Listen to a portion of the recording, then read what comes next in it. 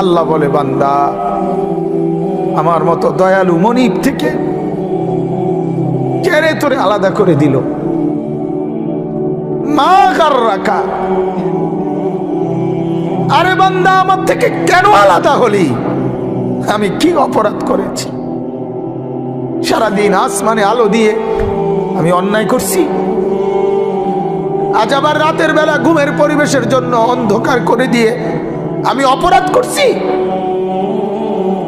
মা গাররাক, এই যুবক, তোমার কাছে তোমার মালিক অপরাধ কি করছে বল না বেটা, বল। কেন সেজদা করলি না ভাইয়া? আল্লাহ তোমার কাছে কি অন্যায়টা করছে? কি অন্যায়, কি না দিছে মালিক? মা গাররাকা বিরাব্বিকাল কারীম,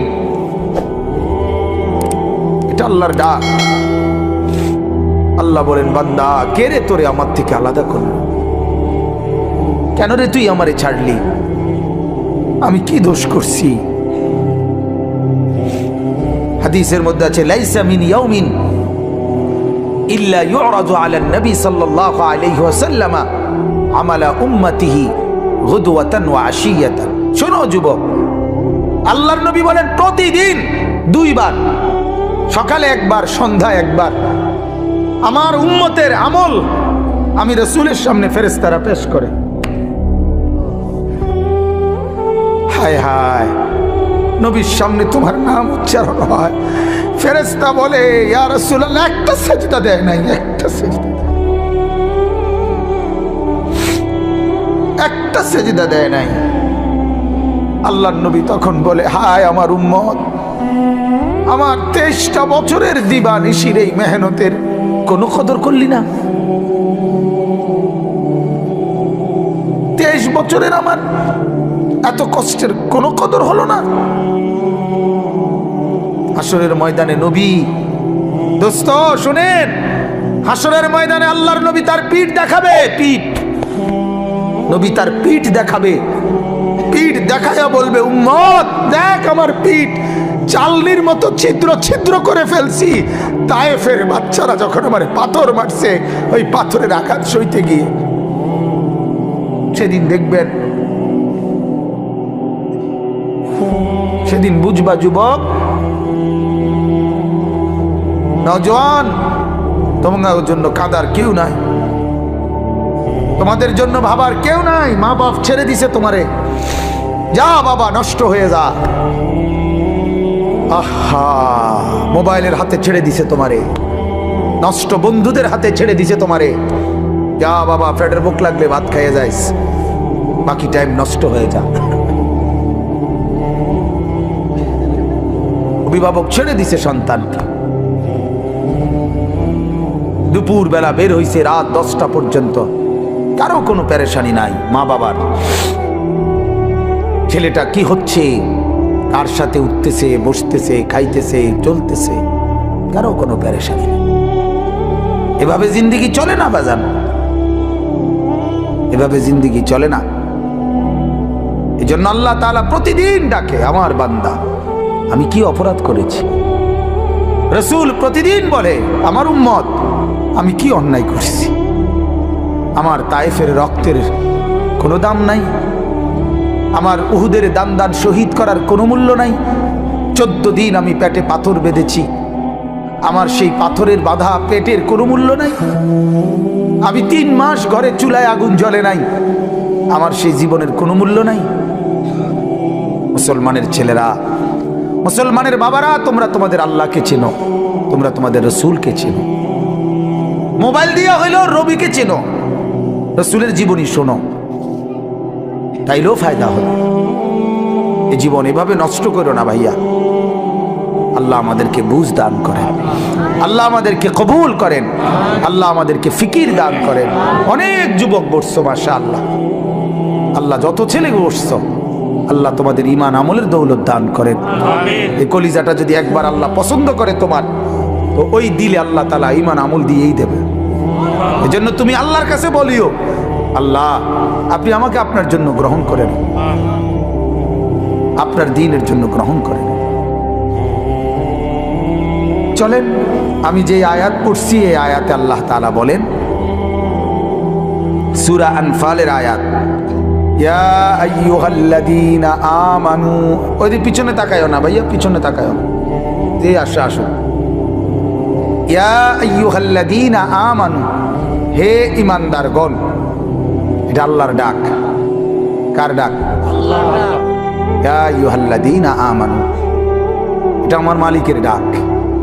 মালিকের এই ডাকে পৃথিবীর সবচেয়ে বেশি মায়া।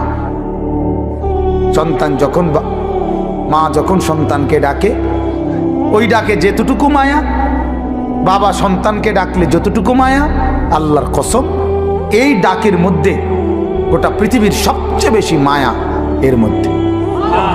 ইয়া আইয়ুহাল্লাযীনা আমানু, হে ঈমানওয়ালা। আল্লাহ বলেন, বান্দা তুমি কালেমা পড়েছো, তুমি নিজেকে মুসলমান পরিচয় দিয়েছো, আমি আল্লাহ খুশি হলাম, তোমার ঈমান গ্রহণ করে নিলাম। আমি আল্লাহ এই কারণেই তোমাকে ঈমানদার বলে ডাক দিলাম। এটা প্রমাণ করে যে আল্লাহ আমার ঈমান গ্রহণ করছে। বলেন আলহামদুলিল্লাহ। ইয়া আইয়ুহাল্লাযীনা আমানু, এই শব্দটি কোরআনুল কারীমের মধ্যে মোট 89 বার আছে। 89, 8, 9, 89 বার আল্লাহ তাআলা 89 বার আমাদের ঈমানদারদেরকে ডাক দিয়ে দিয়ে বলছেন। কি বলছেন? দারুণ কথা। আল্লাহ বলেন, বান্দা তোমার ঈমান আমি গ্রহণ করলাম, এজন্য তোমাকে ঈমানদার বলে ডাক দিলাম। এবার তোমারে এরকম ঈমানদার বলে ডাক দিয়ে কিছু আমলের কথা বললাম, এই কাজগুলো তুমি ঠিকমতো করবা, আমার জান্নাত আমি আল্লাহ তোমারে বুঝাই দেব। ঈমানওয়ালার জন্যই জান্নাত। জান্নাত আল্লাহ বানাইছেন কার জন্য? আমাদের জন্য। এই যে আপনারা যারা বসছেন এখানে, ছোট বড় একের বিশ্বাস আল্লাহ তাআলা জান্নাত বানাইছে আমাদের জন্য। কাদের জন্য ভাইয়া বলো না? আমার জন্য। এই তোমার জন্য, তোমার জন্য, তোমার জন্য, তোমার জন্য, তোমার জন্য। ওই যারে ধমক দিলাম দোস্ত, তোমার জন্য। রাগ হইও না, আল্লাহ তোমারে কবুল করেন, আল্লাহ তোমারে নামাজি বানায় দেন। কারোর প্রতি তো এমনি তো কোনো বিদ্বেষ নাই, ঠিক না ভাইয়া? কারোর সাথে কি কোনো আলাদা দুশ্মনী আছে কি? তো আল্লাহ তাআলা বলেন, ঈমান আমি গ্রহণ করলাম, ঈমানের বিনিময়ে জান্নাত। যত লোক ঈমানদার আল্লাহ তাআলা বলেন আমার জান্নাত তোমাদের জন্য। সুবহানাল্লাহ। ঈমানবিহীন জান্নাতে যাওয়ার কোনো কি নাই, সুযোগ নাই। জান্নাতে যাওয়ার জন্য প্রথম শর্ত হলো কি থাকা? ঈমান থাকা। ঈমান থাকা, ঈমান। একটা মজার কথা শুনেন। আমাদের খতিবে আজম মুনাজিরে জামান আল্লামা নুরুল ইসলাম অলিপুরি দামাত বারাকাতুহু হযরতের বয়ানে আমি শুনছি। হযরত বলেন, হাসরের ময়দানে আল্লাহ তাআলা প্রত্যেকটা বান্দার আমল মিজানের পাল্লার মধ্যে মাপবেন। এটা জানেননি? মিজানের পাল্লাতে যে আমাদের আমল মাপা হবে, এটা শুনছেন? এই মাপাটা কিরকম, এটা হুজুরে সবচেয়ে সুন্দর আমি ওনার থেকে বুঝছি। হুজুরে বলেন যে এই মিজানের পাল্লায় ঈমানদারের নেক আমল আর ঈমানদারের আমল আল্লাহ তাআলা 2 বার মাপাইবেন। কয়বার? 2 বার। 1 নাম্বার হলো যে ঈমান, এটা যদি থাকে, কারো যদি 1 জাররা 1 বিন্দু পরিমাণও ঈমান থাকে, তাহলে এই ঈমান একটা নেক কর্ম, মানে এটা একটা নেক কাজ। ঈমানটাই একটা কি আমল? নেক আমল। কথা বুঝছেন? এটা একটা নেক কাজ। তো আল্লাহ পাক রব্বুল আলামিন এক পাল্লার মধ্যে তার পুরা জিন্দেগীর গুনাহ এটার মধ্যে উঠাবেন। আরেক পাল্লার মধ্যে প্রথমত শুধুমাত্র ঈমানটা, এটা একবারে বিন্দু পরিমাণ হোক, সরিষার দানা, মিসকালা হাব্বাতিন মিন খারদাল। কোরআনেও আছে, হাদিসেও আছে, আল্লাহ বলছে, নবীজিও বলছে, সরিষার দানা পরিমাণ ঈমানটুকু যারা আছে, এটাই আল্লাহ তাআলা আরেকটা পাল্লার মধ্যে ফেরেশতারা রাখবেন। তাহলে এক পাল্লার মধ্যে কি? গুনাহ। আরেক পাল্লার মধ্যে শুধু ঈমানটা। এই শুধু ঈমানটা রাখার কারণে গুনার পাল্লা যদি 7 আসমানের চাইতে ভারী হয়, গুনার পরিমাণ যদি 7টা পৃথিবী বরাবরও হয়, তারপরেও এই ঈমানের এই সামান্যটুকু সমস্ত গুনার পাল্লার চাইতে ঈমানের পাল্লা ভারী হবে। আর ফেরেশতা ঘোষণা দিবে, তুমি চিরস্থায়ী জাহান্নাম থেকে মুক্তি পাইলা, খুলুদ ফিন্নার, অর্থাৎ তুমি চিরস্থায়ী জাহান্নামী হবে না। এখন ফেরেশতা বলবে, তবে দাঁড়াও, তোমার ফয়সালা এখনো শেষ হয়েছে না।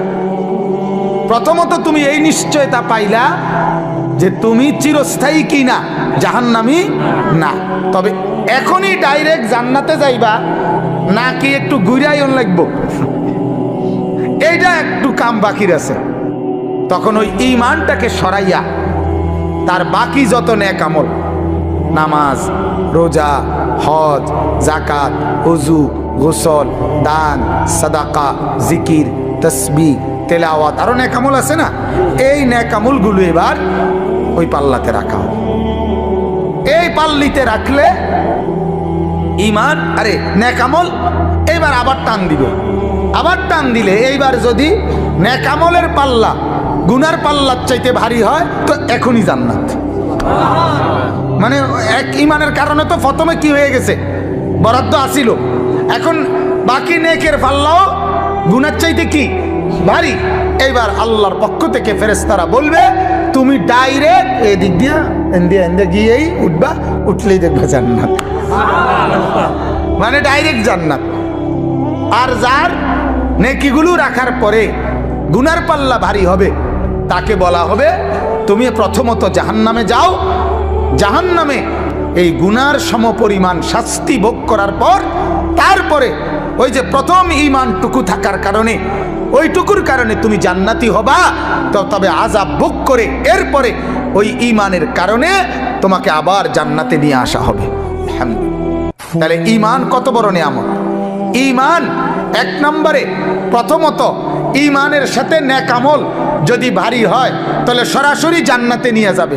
আরেকবারে ঈমানের সাথে যদি গুনার পাল্লাও ভারী হয় তাহলে জাহান্নামের আযাব ভোগ করাইয়া হলেও ঈমান তাকে জান্নাতে আনবেই আনবে। এখন এখানে দুই কথা আমাদের, আপনাদের জন্য আমার। এক কথা হইল সর্বদাই খেয়াল রাখা ঈমান যেন আমার চলে না যায়। এটা সর্বোচ্চ একজন মানুষের সবচেয়ে বেশি খেয়াল রাখা দরকার, ঈমান যেন আমার চলে না যায়। আমার শায়েখ আল্লামা মুফতি মুশতাকুন নবী সাহেব বলে, মাঝে মাঝে বুকে হাত দিয়া বলা দরকার, নিজের ঈমান পরীক্ষা করা দরকার, আছে তো ঈমান, চলে গেল না তো, হারায় গেল না তো। ঈমান কিন্তু চলে যায়। ঈমান কি হয়ে যায়? চলে যায়। কুফরি করলে ঈমান চলে যায়, শিরিক করলে ঈমান কি হয়ে যায়? ক্ষতিগ্রস্ত চলে যায়। তাহলে এই জন্য একজন মুমিনের উচিত, একজন মুসলমানের উচিত নিজের ঈমানের পাহারাদারি করা, যেন আমার ঈমান চলে না যায়, কুফরি যেন না হয়। কিন্তু আমরার দুর্ভাগ্য হইল ঈমান যায় কেমনে, কুফরি হয় কিভাবে, শিরিক হয় কিভাবে, এটাও তো আমরা জানি না। ইসলামকে তো আমরা এত সহজ মনে করি, এত সস্তা মনে করি। আমরা অনেক মানুষ মনে করে যে হুজুররা এত কিছু লইয়া কি করে। হুজুররা, বহুত লোক আছে যে হুজুররা কেন বাংলা, অঙ্ক, ইংরেজি, পদার্থ, জীব বিজ্ঞান, রসায়ন বিজ্ঞান, পৃথিবীর এই অত্যাধুনিক যান্ত্রিকতার এই যুগে এগুলো কেন পড়ে না। হুজুররা করে কি? সামান্য একটু কোরআন শরীফ আর মসজিদের ইমামতি, এটুকু নিয়েই ব্যস্ত আছে কেন? আহা, বদনসিব, বদনসিবে মনে করছে কোরআন মানে এই সামান্য একটু শুধু পড়ার, কোরআন মানে এটা তেলাওয়াতেরই শুধু কিতাব। অথচ এই কোরআন যে জামিউল উলুম, পৃথিবীর সমস্ত জ্ঞানের মূল ভান্ডার এই কোরআন। তাহলে আল্লাহর কসম, ভারতের এক বড় বুজুর্গ ছিলেন সৈয়দ আবুল হাসান আলী আন-নদভী রাহমাতুল্লাহ আলাইহি। তিনি বলেন, পৃথিবীর সবাই অবসর পেতে পারে, কিন্তু আলেমে দ্বীন যারা, মাদ্রাসায় পড়ে যারা, আল্লাহর কোরআন আর রসুলের সুন্নাহ পড়ে যারা, তাদের 24 ঘন্টায় কোনো অপশন নাই। কারণ জীবনের যত শাখা, মাদ্রাসার দায়িত্ব, আলেমের দায়িত্ব, সকল শাখায় দিক নির্দেশনা দেওয়া। চাকরি, ব্যবসা, লেনদেন, কৃষি, ক্ষেত খামার, আয় রোজগারের যত মাধ্যম, মানুষের জীবন চলার যত মাধ্যম, লেনদেন, সামাজিকতা, আচার অনুষ্ঠান, বিশ্বাস, ইবাদত, আমল, হাঁটা চলা, খাওয়া পড়া, আহার নিদ্রা, হাসি কান্না, রাত দিন, অজু গোসল, যা কিছু আছে সমস্ত ব্যাপারে মানুষকে দিক নির্দেশনা দেওয়া একমাত্র উলামায়ে কেরামের দায়িত্ব, আর কারো না। ডাক্তারের দায়িত্ব সব বিষয়ে কথা বলা না, ইঞ্জিনিয়ারের দায়িত্ব সব বিষয়ে কথা বলা না, কিন্তু আলেমের দায়িত্ব ডাক্তারকেও প্রেসক্রিপশন দেওয়া, ইঞ্জিনিয়ারকেও প্রেসক্রিপশন দেওয়া, কৃষিজীবী, ক্ষেত খামার, দিন মজুর, শিক্ষিত মূর্খ প্রত্যেককে ইসলামের মাসআলা বলা, শরীয়তের বিধান বলা আলেমের দায়িত্ব। তাহলে এত বড় ভারী জিম্মাদারি যার কাঁধে, তার আবার অবসর কিসের? আমি আজকে আমার সাথে এক মাওলানা আছে, ওই মাওলানা কই, এই মাওলানারে আমি কালকে রাতেও বলছি, মাওলানা দিনের কাজ করতে চান না? দিনের কাজ করতে হলে রাত 2টা আর দিনের 2টা বরাবর মনে করতে হবে। রাতের 2টা এবং দিনের 2টা বরাবর মনে করবেন যে ইমানদারের আলেমে দিনের কোনো অপশন নেই। রাত 2টায়ও দিনের 2টায়ও উম্মত যখনই দ্বীনের জন্য কোনো তাকাজা পেশ করবে রেডি থাকতে হবে। এটা হলো আমাদের জিন্দেগি। অতএব আমি আপনাদের কাছে এটা বুঝাইতে চাইলাম, ঈমানের ব্যাপারে আমরা অবশ্যই জানা দরকার। কি কারণে আমার কুফরি হয়, কি কারণে আমার শিরিক হয়? আমাদের কাছে এই দ্বীনের তালিম তো নাই, তালিম নাই। আমরা বহু মুসলমান নিজেদেরকে স্বাভাবিকভাবে মুসলমান মনে করি। অনেক লোক আছে নিজেদেরকে নামাজিও মনে করে, নামাজ পড়েও মাশাআল্লাহ, কিন্তু নামাজের মাসআলা, ওযুর মাসআলা, হালাল হারামের মাসআলা, জায়েজ না জায়েজের মাসআলা, পাক নাফাকের মাসআলা, পবিত্রতা অপবিত্রতার মাসআলা, এগুলোর ব্যাপারে ফিকির নেই, কোনো ফিকির নেই। তাইলে আপনি ভাবেন, যদি এই ব্যাপারে ফিকিরে না থাকে, যদি কোনো আচরণে কোনো কথাবার্তায় আপনার কুফরি হয়, তখন আপনি তো জানেন না আপনার ঈমান যে চলে গেছে, আপনার তো খবরও নেই। বলেন নাউজুবিল্লাহ। এজন্য আমার ভাই, আল্লাহ পাক রব্বুল আলামিন আমাদেরকে বললেন, আমার বান্দা তোমার সবচেয়ে বড় নিয়ামত তোমার ঈমান, আর এটা যেহেতু তুমি পেয়েছো, আমি আল্লাহ খুশি হইছি, এজন্য তোমারে আমি তোমার পক্ষে, আমার পক্ষে ঈমানওয়ালা বলে ডাক দিছি। তুমি আমার দলভুক্ত, অতএব তুমি লক্ষ্য রাখবা আমার দল থেকে যেন তুমি ছুটে না যাও। আল্লাহ আমাদেরকে হেফাজত করে। আমার ভাই, ঈমানের তালিম নেওয়া দরকার। এই যে দাওয়াত ও তাবলীগের সাথীরা সারা পৃথিবী জুড়ে ঈমান ও আমলের তালিম দেয়। সকাল দুপুর বিকেল রাত সারাক্ষণ একই কথা বলে, ভাই ঈমানের মেহনত নিয়ে কথা বলা হবে, ঈমান আমলের মেহনত নিয়ে কথা বলা হবে। মানে কি? মানে বোঝা গেল ওরা 30 বছর 40 বছর পরেও এটা বুঝে ঈমানের মেহনত আজও দরকার। হাদিসের মধ্যে আছে, বুখারীর রিওয়ায়াত, সাহাবীরা একজন আরেকজনকে ডাকতেন, জিজ্ঞেস করে ডাকতেন আর বলতেন, ইজলিস বিনা, ইজলিস বিনা। এক সাহাবী আরেক সাহাবীকে ডাকতেন আর বলতেন, ভাইয়া একটু পাশে বসেন, নুমিনু সাআতান, কিছুক্ষণ ঈমানের কথা বলি। এই ঈমান এমন এক জিনিস, সাহাবীরা রাসূল থেকে ঈমান শিখছে। সাহাবীরা কালেমা পড়ছে কার হাতে? নবীজির হাতে। তবুও বলতেন একজন আরেকজনকে, ভাই বসেন, ঈমান বাড়াই, ঈমানের কথা বলি, ঈমানের আলোচনা করি, ঈমানের মুযাকারা করি। তাইলে আমার বলার উদ্দেশ্য হলো, আমরা যারা সর্বশ্রেণীর মুসলমান নিজেদেরকে দিনদার মনে করি, আমরা কিন্তু এটা লক্ষ্য রাখা দরকার আমার ঈমান যেন ছুটে না যায়। শুধু লা ইলাহা ইল্লাল্লাহ মুখে বলতে পারেন, এটাই যথেষ্ট না। আচরণে, কর্মে, বিশ্বাসে, লেনদেনে যেন কোনো কুফরি না হয়। বহু নাফরমান পাত্তর দিয়ে বাইর হইল, তার জবান দিয়ে মালিকের নাম বাইর হয় না। খানা খায় ঠিকই, বহু বদনসিব মসজিদের সামনে দিয়ে হাইটা জায়গা, সেজদা তার কপালে জোটে না। বহু চা দোকানদার, তার চোখের সামনে মসজিদ, ঠিক মসজিদ বরাবর তার দোকান। এই ডাকাইতের দোকানে বইয়া মানুষে চা খাইয়া নামাজ পড়ে, যে ডাকাইতে নিজে সেজদা দেয় না। আছে না এমন? হ্যাঁ, এটা নসিব। আল্লাহ যাকে পছন্দ করে, ইচ্ছে করে, মালিক যাকে দয়া করে, তাকে আল্লাহর কথা শুনবার, বলবার, বুঝবার, মানবার তৌফিক দেয়। বিশ্বাস করেন, এটা অনেক বড় নিয়ামত। এটা কোরআনের আয়াত, ফামান ইউরিদিল্লাহু আন ইয়াহদিয়াহু ইয়াশরাহ সাদরাহু লিল ইসলাম। আল্লাহ বলেন, আমি যাকে সিদ্ধান্ত নেই হেদায়েত দেব, আমি আল্লাহ তার দিল ইসলামের জন্য খুলে দেই। এটা আল্লাহর ফয়সালা হয়। আল্লাহ সিদ্ধান্ত নেয়, তারে আমি দিনদার বানাবো, তারে দিনদার বানাবো।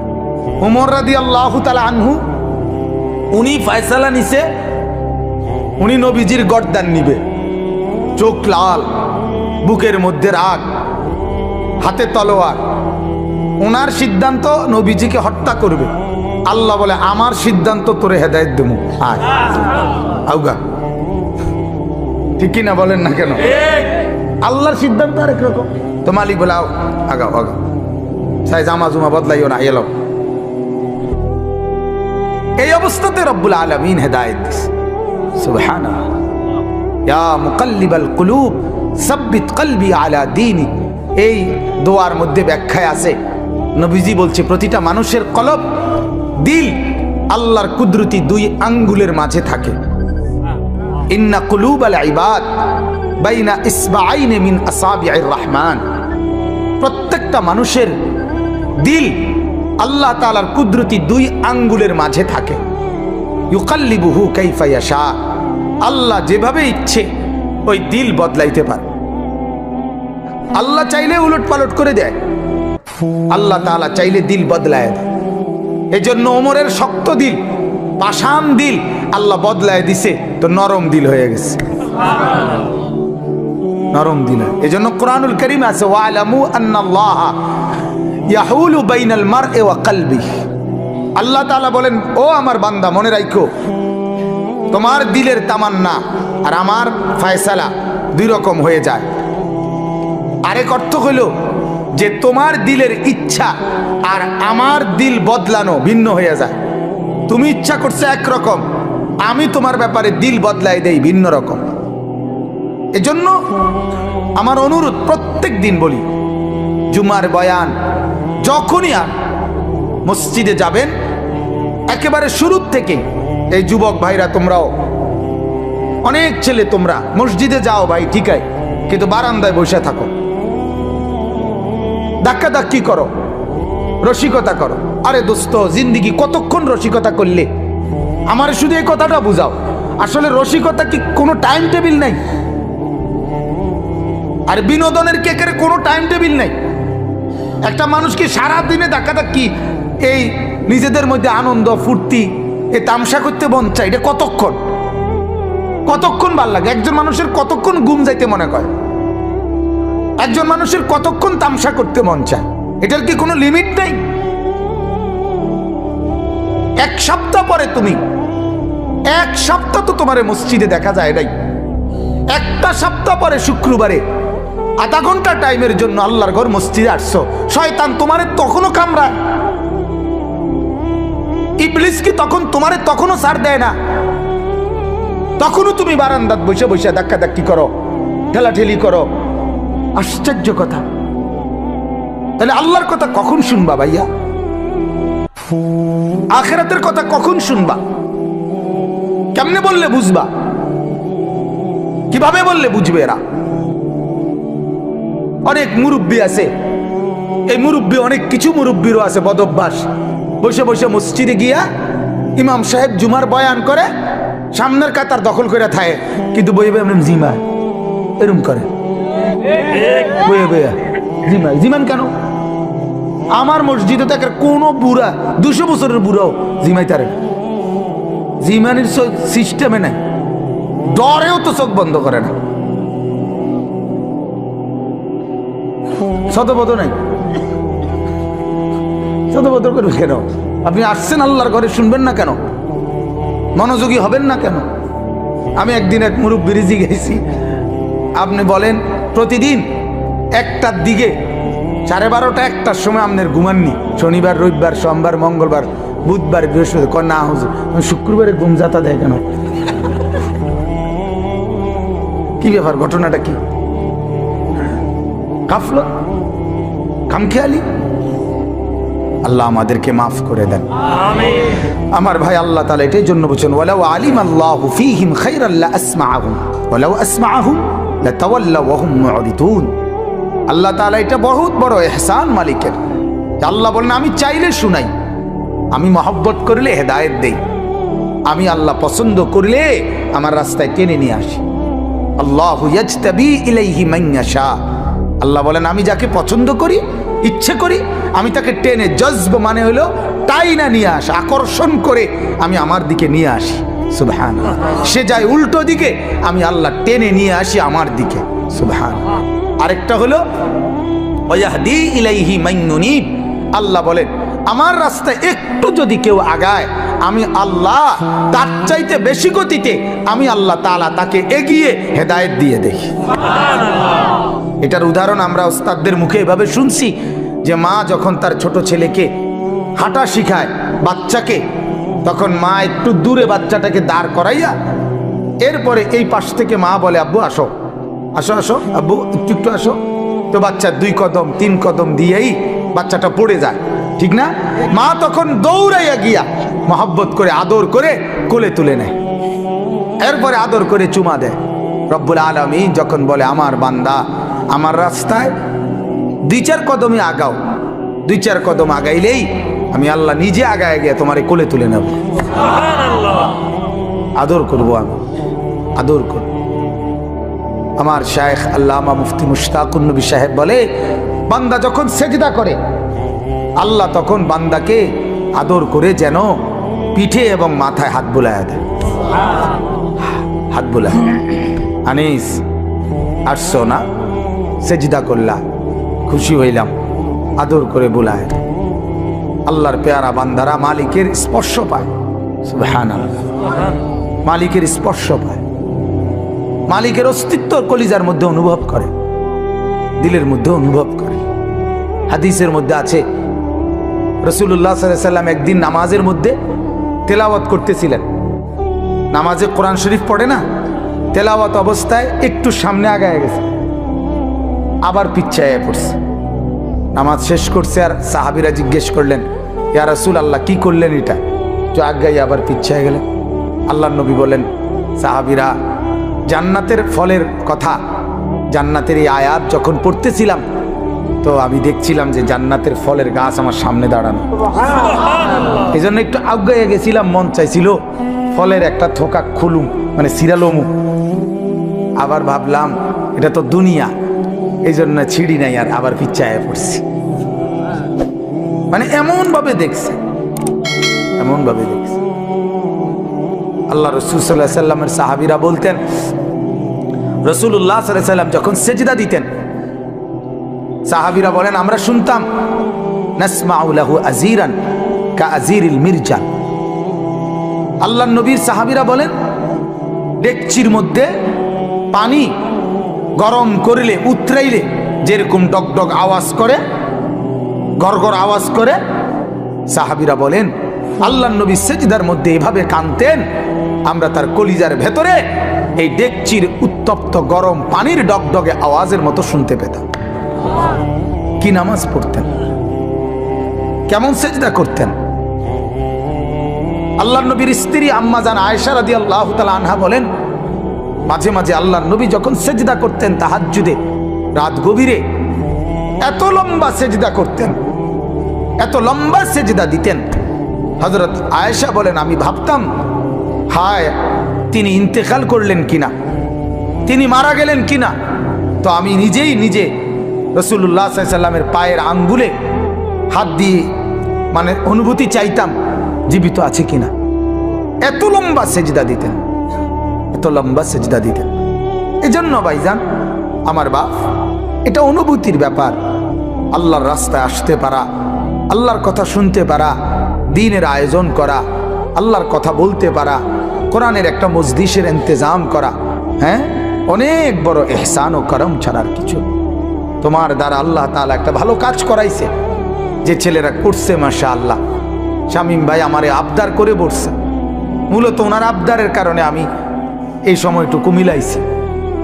তো মহব্বত করে বলছে, যে উনি নিজেই বলছে যে ছেলেরা, ছোট ছোট ছেলেরা আয়োজন করে।